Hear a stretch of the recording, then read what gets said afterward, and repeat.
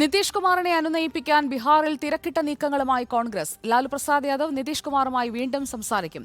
മുഖ്യമന്ത്രി കസേര നിലനിർത്തി എൻഡിഎയുടെ ഭാഗമാകാനുള്ള ശ്രമത്തിലാണ് അതേസമയം നിതീഷ് കുമാർ. പശ്ചിമബംഗാളിൽ മമതാ ബാനർജിയുമായി കോൺഗ്രസ് അധ്യക്ഷൻ മല്ലികാർജ്ജുൻ ഖർഗെ ചർച്ച നടത്തി. അടുത്ത 3 ദിവസം ബീഹാറിൽ വലിയ രാഷ്ട്രീയ അട്ടിമറികളാണ് പ്രതീക്ഷിക്കുന്നത്. കോൺഗ്രസും RJDയും അടങ്ങുന്ന മഹാഗഡ്ബന്ധൻ ഉപേക്ഷിച്ച് നിതീഷ് കുമാർ NDAയിൽ എത്താനാണ് സാധ്യത. മുഖ്യമന്ത്രി സ്ഥാനം ഉപേക്ഷിച്ച് നിതീഷ് NDAയിൽ എത്തണം എന്നാണ് BJP സംസ്ഥാന നേതൃത്വത്തിന്റെ നിലപാട്. നിതീഷ് കുമാറിന് NDA കൺവീനർ സ്ഥാനം, കേന്ദ്ര മന്ത്രിസ്ഥാനം എന്നിവയാണ് വാഗ്ദാനം. മുഖ്യമന്ത്രി പദവിയിൽ വലിയ കടുംപിടുത്തം വേണ്ട എന്ന നിലപാട് BJP ദേശീയ നേതൃത്വത്തിൽ ഉണ്ടെന്നും സൂചനയുണ്ട്. മുഖ്യമന്ത്രി സ്ഥാനം നിലനിർത്തിയുള്ള മുന്നണി പ്രവേശനത്തിനാണ് JDU നീക്കം.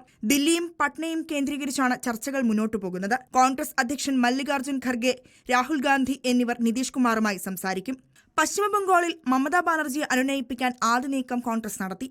മല്ലികാർജ്ജുൻ ഖർഗെ മമതയെ ഫോണിൽ വിളിച്ചു. ന്യായയാത്രയിൽ പങ്കെടുക്കണമെന്നാവശ്യപ്പെട്ടു.